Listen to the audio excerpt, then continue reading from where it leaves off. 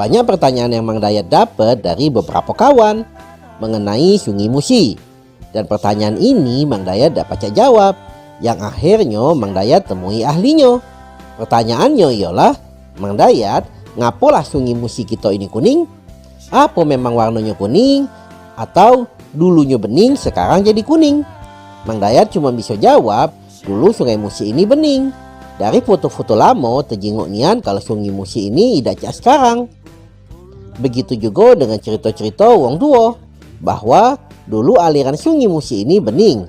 Bahkan iwak pun terjenguk. Mungkin 50 tahun yang lalu Sungai Musi ini masih terjenguk bening.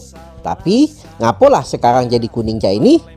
Untuk memahami ini dan juga untuk meningkatkan kepedulian kita terhadap lingkungan kota Palembang, kita bahas dan tonton video Mang Dayat sampai habis. Sobat semua, jejakkan langkahmu ke sini, menari dan bernyanyi di tepian Sungai Musi. Assalamualaikum warahmatullahi wabarakatuh. Ketemu Mang Dayat di channelnya Wong Palembang. Mohon dukung Mang Dayat untuk terus ngangkat dakwah, sejarah, budaya, dan wisata kota Palembang dengan mensubscribe dan klik tanda loncengnya. Terima kasih.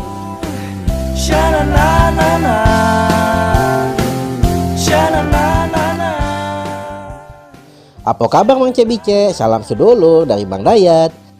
Kali ini kita akan kupas tuntas ngapo Sungai Musi sekarang ini kuning. Padahal dulu kalau kita jingok foto-foto lama, apalagi dengan teknik pewarnaan, terjingok nian kalau Sungai Musi itu bening. Bahkan tanpa pewarnaan pun, pacak dipastikan bening. Terjingok dari pantulan cahayanya yang berkaca-kaca. Mencerita dari ibu Mang Dayat, yang dulu ibu ini tinggal di pinggir sungai. Ibu ngomong, menangkul iwak apa udang, untuk makan serumah, pacak ditunggu. Turun ke bed tangkulnya denget, dapatlah itu. Ibu juga cerita kalau banyu di Sungai Musi ini memang bening. Jadi pas banyak iwak tuh ke jingok anian. Namun jingoklah kondisi Sungai Musi sekarang. Cukup memprihatinkan kan?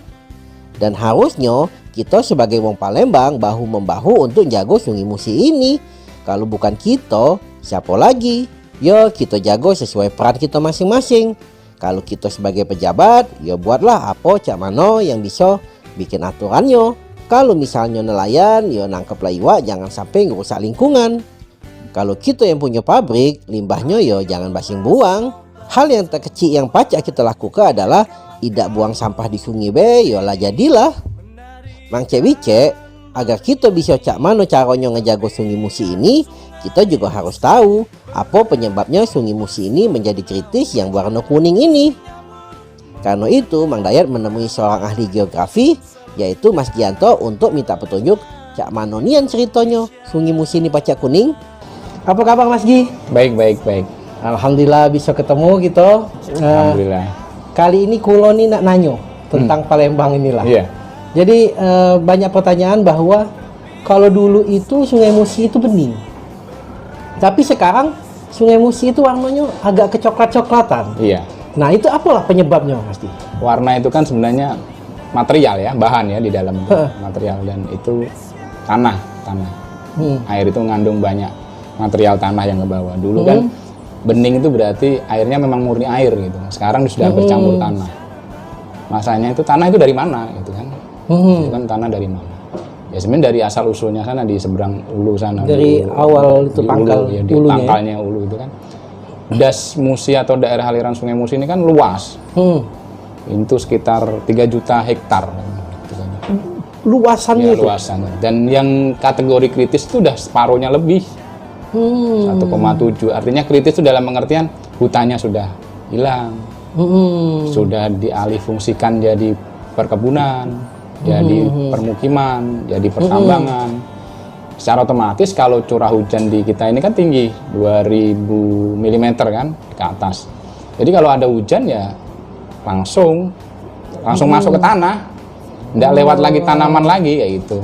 Jadi ya itu langsung ke bawah oleh aliran air dan masuk ke jaringan sungai itu. Nah itu yang menyebabkan kemudian warna itu berubah. Jadi kalau kita mau melihat suatu lingkungan tuh baik atau enggak bisa dilihat dari warna sungainya aja. Kalau mau ke kota mana, jadi kalau Palembang sekarang berubah warna berarti ada suatu yang berubah di seberang ulu sana, dan itu disebabkan oleh alih fungsi lahan hutan itu jadi difungsikan lain kan sekarang. Dan itu makin cepat makin banyak ini, makin banyak berkurang kan itu. Makanya sebenarnya ada program, sudah saya pernah ikut sih ada apa namanya reboisasi ya, sebenarnya program rutin pemerintah itu ada. Iya, dari zaman Soeharto lu sudah terdengar Iya, itu. Cuman kan untuk mengcover 3 juta hektar itu kan luas.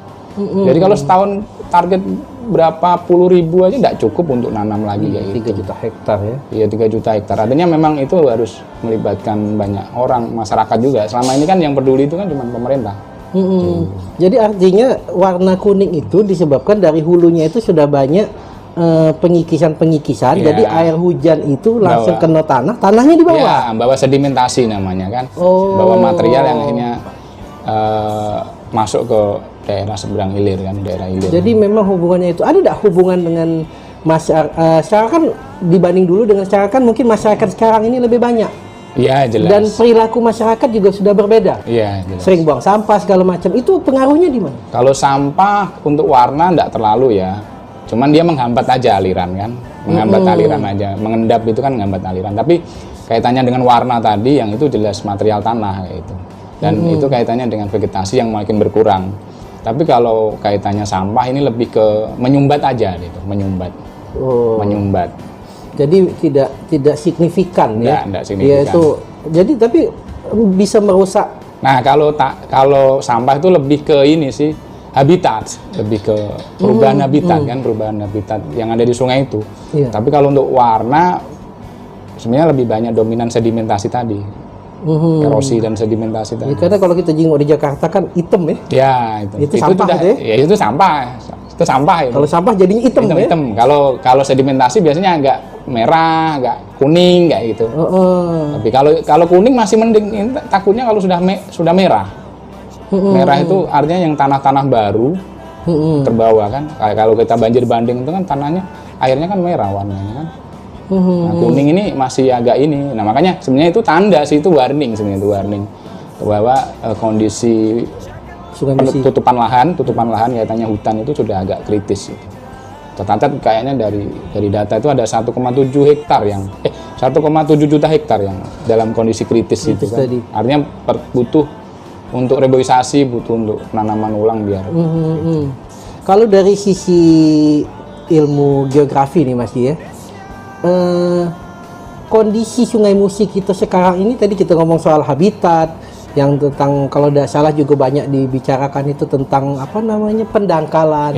Nah, kalau dari sisi dan pengamatan Mas Gi tentang Sungai Musi kita ini cak mana? Saya tidak tahu secara detail ya, karena saya di sini baru 10 tahun lah, tapi kan belum sempat penelitian ya? Iya, belum sempat. Cuman kan memang kalau dari informasi tadi, kalau kita lihat, saya juga ada foto-foto lama ya, memang Musi dulu itu sangat bagus gitu lah, cantik ya, kalau jernih ya. Termasuk kalau kita lihat di dusun-dusun yang saya pernah ke Bangkalan itu masih jernih. Cuman makin lama kan kita lihat makin memang warnanya makin ini ya. Kalau apalagi kalau musim penghujan di bulan Februari Desember itu kan kecepatan kecepatan aliran makin tinggi, hujan makin tinggi, akhirnya erosi juga makin tinggi, sedimentasi makin besar gitu, dan itu akhirnya ya menciptakan banyak perubahan, termasuk pendangkalan. Deras dia tuh ya. Deras. Kira-kira berapa ini ya? Kalau ini tadi 2.500 meter kubik per detik, itu berapa? 2.500 meter kubik. Jadi 25.000 meter kubik per detik gitu. Wow. Nah, itu bayangkan ya. Kenceng nih. Iya. Makanya jangan berani-berani loncat ya. Nah, itu nganyut kamu. Ya, karena dipengaruhi oleh luas yang sangat luas daerah. Itu pengaruhnya luas. Karena luas, makin luas itu kan volume makin besar. Tekanannya makin besar ya itu. Tekanan air itu kan tenaganya makin kuat kan. Itu kencangnya di atas apa di dalam? Lebih di dalam. Lebih dalam lebih kuat. Harusnya di dalam. Dan itu kan membawa banyak material, itu yang mendangkalan itu. Memang tidak kelihatan kalau dari. Tapi kan di permukaan kita bisa lihat warnanya itu kan. warnanya. Padahal di dalam itu kan artinya makin banyak lagi material yang ke bawah yang terendap situ. Makanya bisa jadi yang awalnya dalamnya 12 meter bisa jadi tinggal 7 meter kayak gitu. Itu yang berbahaya. Yang namanya pendangkalan itu bawahnya tuh apa tuh? Tanah sebenarnya. Tetap tanah. Tanah. Tapi dia itu lembut atau apa?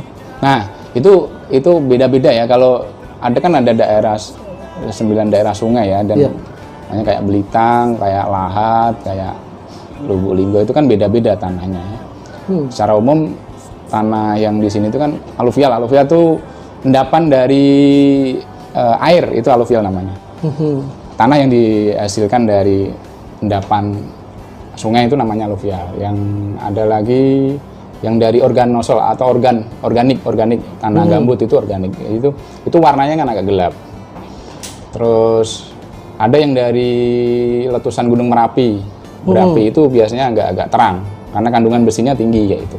Nah, itu yang membentuk apa ya?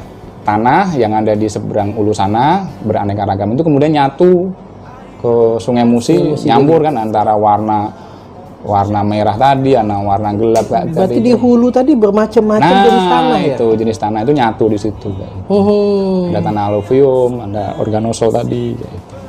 Rata-rata di sebelah hulu itu tanahnya tanah apa tadi? Yang paling banyak? Banyaknya kayaknya organosol, lebih ke organik, hasil dari endapan vegetasi itu. Hutan-hutan zaman dulu, terus kemudian jadi apa? Membusuk gitu kan, jadi lahan gambut itu kan. Itu biasanya di Musirawas Rupit ya kalau saya melihat itu rawa kan masih banyak masih luas di sana. Itu lebih ke organosol kayaknya. Tapi kalau letusan gunung berapi, tanah-tanah letusan ini daerah Belitang.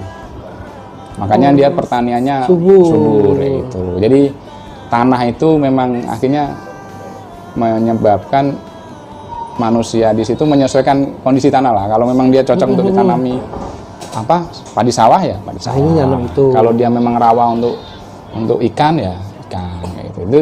Itu yang membentuk, dan itu berbeda-beda akhirnya nyatu di kita ya agak sulit didefinisikan kan sudah di sini sudah campur aduk. Iya. Itu biasanya nggak susah diklasifikasi, semuanya Palembang itu tanahnya. Memang butuh penelitian khusus ngambil sampel kali baru bisa dibagi-bagi kali ya. Memang tanah itu kan dilihat dari asal usulnya rata-rata materialnya apa. Dan itu memengaruhi kaitannya dengan kemampuan tanah itu menyerap air, menahan air kayak gitu.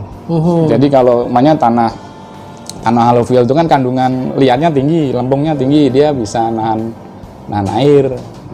Kalau organosol ini kan lebih agak lembut.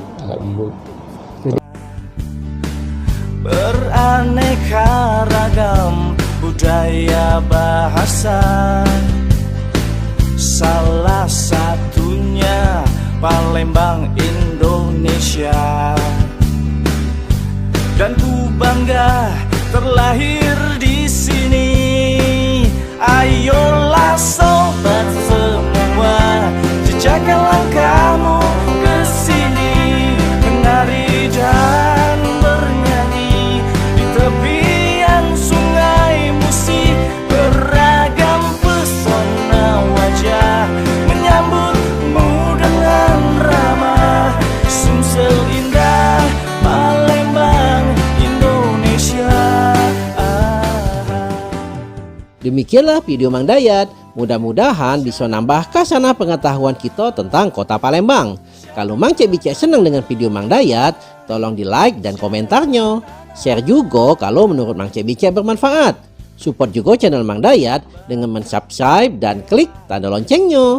Channel Mang Dayat sikok-sikoknya channel Bebaso Palembang yang mengangkat dakwah, sejarah, budaya, wisata, dan dinamika kota Palembang pada khususnya dan Sumatera Selatan pada umumnya. Kalau ada yang kurang berkenan baik dari narasi ataupun video, Mang Dayat mohon maaf. Kepada Allah Mang Dayat mohon ampun. Wassalamualaikum warahmatullahi wabarakatuh.